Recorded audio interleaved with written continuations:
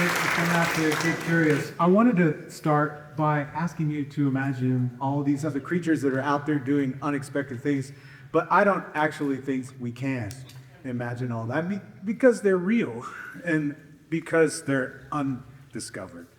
And I don't mean undiscovered by science or undiscovered by the people who came before that. I mean undiscovered by you and me.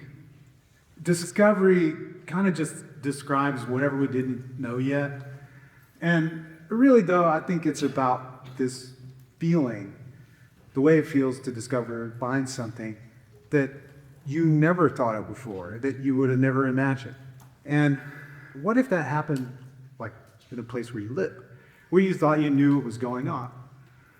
I think it happens all the time. We just have to learn how to look. There's a local guy in Chattanooga named Casper Cox who's been a Tennessee Valley snorkeler for decades. And he's always saying, look below the surface. And one day I decided to take that advice super literally, and I want to show you what happened. So here's a beautiful creek, not far from here. The water's super cold and clear. You can see your toes. This is my dad going fishing. This, don't worry, is not a talk about going fishing. It's not talk about fishing, but you do see things when you're fishing. And I think mostly because you're out there looking for something that you can't quite reach that you assume is nearby. And so here's my brother doing the same thing, except he was always better at catching all the fish than I was. And so for me, like trout fishing was often like just as much about going out creek walking. And so I've been walking around this kind of clear water my whole life, and I figured if there was something there, I would have seen it by now. But really, you can't see anything from the surface of the water. You can't see anything from up here. Like in this picture right here, there's not much. Like everything up here runs away from us, and the water surface is like a mirror. But here's a different picture from the exact same spot at a slightly different angle that reveals a totally different world. And it was there the whole time, right below the surface, and you would have never noticed. Here's another picture, sort of rocks, right? Just rocks, like in your favorite swimming hole. No, zoom in under that shadow. There's a giant salamander. This thing is like 2 feet long, and it loves clear, cold water just like this. And this is the secret of our eastern woodlands, I think. All these other places have this massive drama, but we have magical details, and we have literally more of it than most of the rest of the country. And that's all biodiversity really means. It's just more magical details. So we'll see again. Just rocks, no, down there in the corner, giant secret salamander. Just reminding us, if you don't look, you won't see. So I'm going to zoom out and try to see the clear water itself for a second. So you have this map, and we have these lines that represent rivers. There's a huge, awesome one right in the middle, and then all of these other little ones on the side there in the southeast, on the edge. And it looks like a lot of water, but really, you got to remember your master cartoons and the lines are fat just so you can see them. Like the water itself was actually vanishingly small. How small? Okay, if you take all of the water in the world, 97.5% of it is saltwater. So we're talking about rivers and streams of fresh water. So you cross that. That leaves you with 2.5%. And they're counting frozen water, glaciers. They're counting water underground. They're counting vapor phase water in the sky. Like none of that is water you can swim in. There aren't enough fish in the sky. So when you get rid of all of that, you are left with 0.3% water in the world. That's the water that you can swim in. That's the water that you can find a fish in. That's it. What does that look on the map? That's every lake, that's every swamp, that's every stream, that's every river in the entire world. It's 0.3%. It looks like a little tiny drop of water on top of Atlanta. It barely covers Atlanta, and it has to cover all these other continents with rivers and lakes.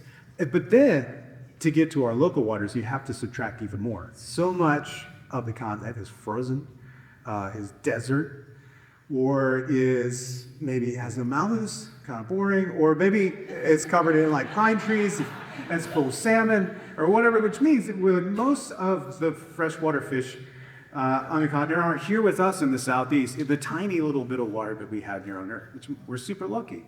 And the stuff that I'm going to show you is just from a few little places in the upper Tennessee and one on the Coosa. And that's just the edge of what is there. It's proven that some scientists already figured this out. This is a map of freshwater fish biodiversity in the United States, minus 2 states that didn't really compete. You can see it's very, very clearly awesome there in the Tennessee-Alabama zone where it's red, where the Tennessee River takes a big bend. Now, putting this in context, this kind of map, like what if you're a big bird nerd? You wanted to see all the coolest birds in the world. Like, there's a map like this for that too. So if you look on the world map, you see like, okay, maybe you could go to the Rift Valley or to the Amazon jungle. It's just like famous places. You could blow up your checklist and all kinds of crazy cool birds. There's a map like this for fish too, freshwater fish. And it looks like this. And if you look, okay, let's go to places where you can see all the coolest fish in the world. You'd have to go to the Mekong River in Southeast Asia. You'd have to go to the Congo Basin. You'd have to go to the Amazon in South America, or you could go to the Tennessee Valley in Tennessee. Well, I spent half a career trying to go to faraway places and like do this kind of thing, like and film this kind of creature that like would only exist in one place. It was super amazing. Like I would look up all these papers, I'd try to talk to experts, I'd get the assignment, and I'd go totally nuts and dork out completely and go on this big trip. And the whole time I had no idea that my home is on a map like this. So, we're number 4 in the world. Like, we don't get a trophy for that. Like, number 4, but we do have just down the street the Chattanooga, in Chattanooga here, the Tennessee Aquarium. And the Tennessee Aquarium, maybe you think it's weird that like it's like, oh, why we have the best aquarium in the world and right here in Chattanooga. Well, it just makes so sense. Like, it's not weird at all. This is the only place we would put it. This is fish country, and we live here too. So take your mind back to the springtime. Let's visit some fish, okay? We take your mind back to the spring. It's getting warmer. The trees are like dumping pollen all over the place. The flowers are coming out. And suddenly thousands of fish show up out of nowhere. They're coming into these smaller, clearer streams where you can start to see where they are. It's just a huge numbers. These aren't salmon. They're not carp. They are suckers. The suckers are this major group of native fish that we don't often think about, but they've been hugely important in the landscape for zillions of years. This one is called smallmouth buffalo. And they don't normally live in these little creeks. They're here, it's a migration. And they're here only for a couple of days sometimes. This was back in April this year during full moon. It happens every year, so some people call this the buffalo moon. And so why are they here? Well, it's about spawning. They're coming here to spawn. And like in the springtime, their scales start to get more colorful. They start to turn this kind of purplish, and then they start wearing these rhinestones, these nuptial tubercles that scientists call them. And all of this just means is they're getting serious. Like they are getting together. Like there's a lot of splashing. Like this is happening fast. And they get worn out. They get tired and they quit swimming. And then they'll like stop and they'll like drift in the current and they'll crash into you. They're so tired, and they're big fish, so they're kind of heavy and they're rough. They're not smooth because of all those nuptial tubercles. There's like a 5 o'clock shadow or sand pacer, and so all the stuff you see in the water here, it looks like stone headlights, but it's millions of fish eggs. And this is the trick for them. Like there's way too many fish eggs for all of the like crawdads and these other egg munching creatures to eat. They get stuffed, super full. There's plenty of eggs left. This is why they do it all at once. And all of those buffalo eggs, they're actually sticky, and they'll lodge into like little cracks in the rocks, or maybe they'll like stick to a tuft of moss. And in just a few days, they'll turn into millions of tiny fish. And like as usual, only a few of them will make it, but all of these adult fish here did make it, and it took them at least 8 years to get this big enough to come back here. And they don't die after this, like the salmon runs out west. I mean, we do have eagles, they do eat some of them, but they come back year after year, the ones that live. And some of them are 10 years old, 20 years old, 50 years old. And some scientists have recently discovered they can live to be 100 years old. And we know for sure because there are these bones that they have in their ears. You can measure them. They have rings like a tree. So just by trying to get under the water at the right time, you end up on the calendar of the fish, and you might get up next to one that's older than you are. And to me, it became clear, fish aren't just alive. Like they have lives. there's struggle and hope and catastrophe and desire and all this stuff for decades. And they're on some kind of journey, just like we are. And a moment like this with them is completely unique throughout the year. And it comes all of a sudden, and then they're gone. And it makes you wonder, like, well, what else am I missing?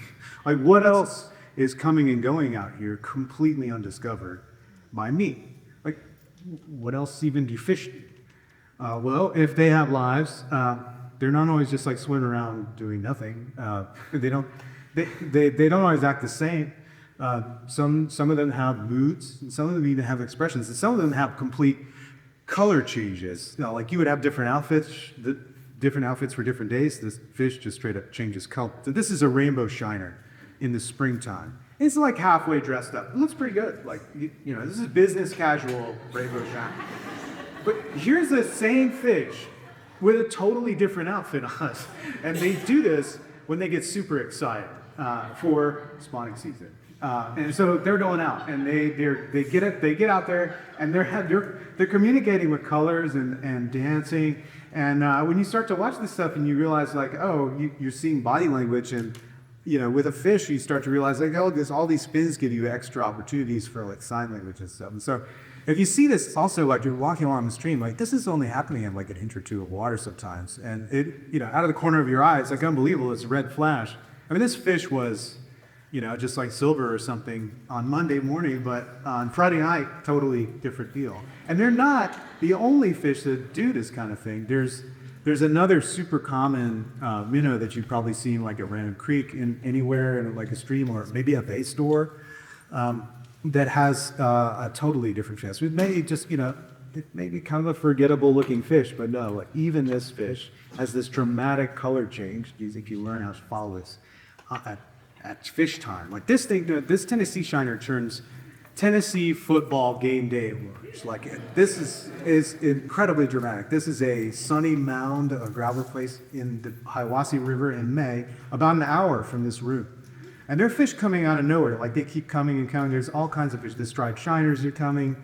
The stone rollers are coming. There's a war paint shiner who shows up back there in the back. Like, how did they know? Well, part of it is that in the springtime, like fish are really sensitive to light levels and temperature changes in the water and stuff. And there's this particular spring pattern of when the water warms up, and they'll start to come out and show off. But it's not just that. They see each other coloring up. Like the message has gone out in that way. Like they are communicating. Fish talk in color. So, but why is it happening like right here? Well, it turns out that fish need really particular places to party. Like they have to have the rocks arranged in a certain way, and the water has to flow in a certain way. And look at this fish. He's moving the rocks. He's making that place. Why is he doing this? Well, okay, if you're a fish mom, and you just release your eggs into the water, there is nothing keeping all these other fish from eating that. And the fish eggs are like, they're like M&Ms. If you see them, you're just gonna eat them. Like, don't worry about it. But like, what you need is a bunch of gravel, or better yet, like skipping stones with lots of crevices and cracks in between. Like, this is the perfect place to lay eggs, because the eggs can wash down into those cracks where other fish can't get them, and they have this perfect water flow. It's dangerous. It's dangerous to be a fish egg, but they're safe in here. And if the cracks are all gummed up with like lots of mud, you've seen muddy creeks, or something else can happen, like maybe the fish eggs grow fungus before they get a chance to hatch. All kinds of bad stuff can happen. But that's where the chub becomes this total hero. Like he can move huge rocks for his size. Like this guy loves moving rocks. He's constantly piling out pebbles. You can watch him piling out pebbles and carrying these big skipping stones up the mountain to make this great nest. But he throws great parties. And he is all about all these other fish using his nest. I mean, he does this for his own good. Like it works great for chub eggs, but it works great for all these other fish too. And he wants to come. So he's very popular. And here he is enjoying the fruits of his labor. He's worked really hard to build this pile of rocks, and it is a great meeting place. So here we have like this same guy again. He's a hero. I guess he's got those wild natural tubercles on his face. He uses those like antlers. You will see them in jousting matches sometimes with other males where they'll like look for an opening, you bash each other in the sides, be like, dude, go make your own weird rock palace. And so we have a fish here that is modifying its environment. You know, he's building a place that's very attractive and useful to other fish. And we just don't think about construction that often with creatures without hands. But fish build things. And they build things at particular places and at special moments. Watching this fish work is the kind of thing that makes you glad to be alive. Because, what if we could make more stuff that other species would come and share? We would be like, great, you guys can come here and we like you. So fish have lives, fish talk in color, and fish build things. All of this, to me, was completely undiscovered and completely new. I started snorkeling in the Tennessee Valley a couple of years ago. I was constantly amazed by things that I had never noticed or considered before that were right there alongside me the whole time, in a place that I felt and I thought I knew. And the secret, though, to snorkeling is that you can't breathe underwater. But around here, underwater is really close to a very familiar place that's like full of air, which is what a snorkel is for. But still, you can't just live in it. You can't just, live among this fish in your skin like you're an alien here, But you're also part of it as well. When I'm in a creek or a river, I'm getting pushed by the current. I'm trying to hold on. I'm getting like fish eggs stuck to my knees. I'm swimming in what these creatures are breathing. Like, you definitely belong to the same nature that you're looking at. And to me, this stands for the whole experience of what it's like to be alive, a creature like us with our sort of intelligence. Like, we're watching the world, but we're a part of it. We come from here as well. As the author John Jeremiah Sullivan says it, nature became conscious in us, perhaps in order to observe itself. We're too used to our water being murky and muddy and unseeable. Like, more than once I've told people about fish like this and they're like, out there? Like, they point to the river and it's like, how gross. Well, yeah, it is. There's a lot of, it's gross. There's a lot of gross water out there, a lot of gross creeks. And that's after we've spent the last 50 years to clean water, trying to clean it up, make it clear, have enough good clean water to drink, and streams where you could see anything at all. Like, rivers used to catch on fire. Like, companies could dump anything they want, and it will be like that again if we don't keep it up every day. And still, I'm showing you pictures of places with clear water, like places in forests, places where you can see through everything. You can't find it everywhere. But when you're out there seeing this kind of stuff, it makes you wonder, what if you could find it everywhere? What if you could see this everywhere? Like, if humans are such wizards at everything, why couldn't we have clean water everywhere? At least, why couldn't we have more of it that invites you to jump in and discover something? And some people would say, like, who cares? Who cares? Well, I think what it really means when we treat the world incuriously, like we don't want to know, and we wouldn't care if we did, is that, like, the next thing is that that's how we treat ourselves, and that's how we treat our fellow humans. So, if you're actually part of nature, the question becomes, like, what kind of human nature do you really want to be?